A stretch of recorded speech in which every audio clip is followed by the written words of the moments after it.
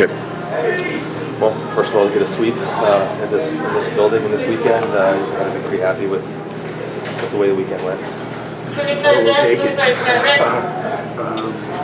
thought Dryden McKay was tested on tonight. Liam and the special teams are the difference for the game. When you played, I mean, it was basically 9 of the last 10.5 minutes or something in the second period. And, first of all, it seemed like the penalty kill was pretty aggressive and doing a good job. He was cleaning up the rest. But how much energy you expend in that situation, because you talked about that a lot. We expended quite a bit because we were on it for a while.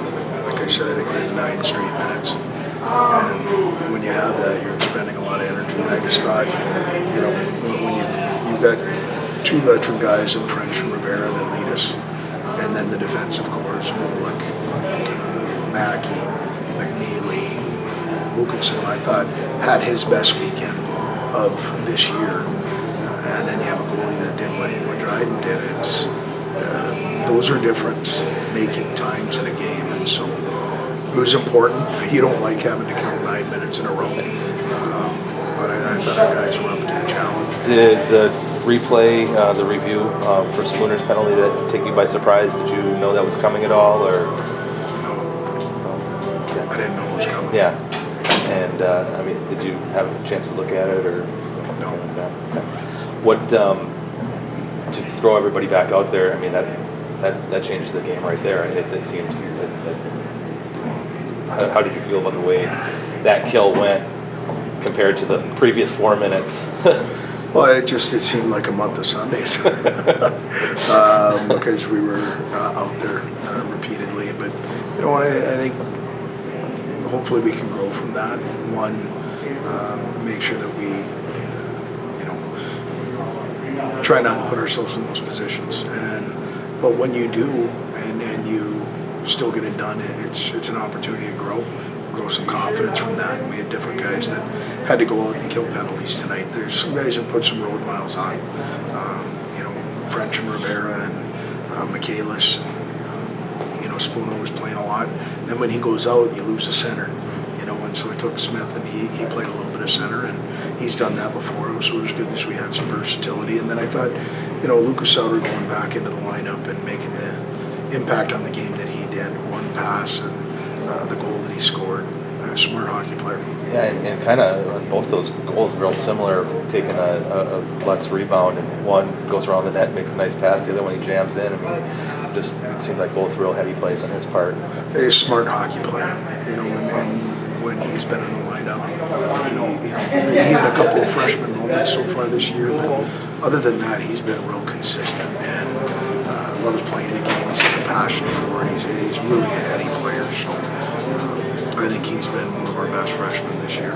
Mike, the message to the guys before the game, knowing that there was going to be a big pushback from UMD coming into tonight, so difficult to sweep on the road period, but when you're going up against the 2-time defending champs, expectations was that it was going to be a little bit maybe different than it was last night. Tell us a little bit about what you told the guys before the game. We just talked about there's going to be a push, and it was great what happened last night, but we had to flush it and go right back to being prepared for what they're going to have for a push. And we knew we'd have to kill penalties tonight. We knew that was going to.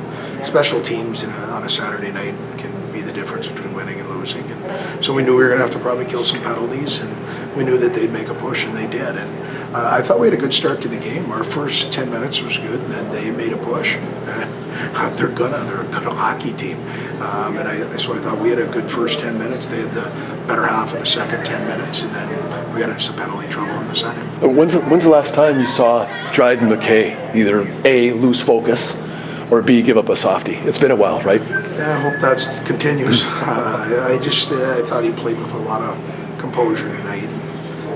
He gave us a chance because, when those guys are slinging the puck around the way that they were, and they're really good at finding back doors and finding seams.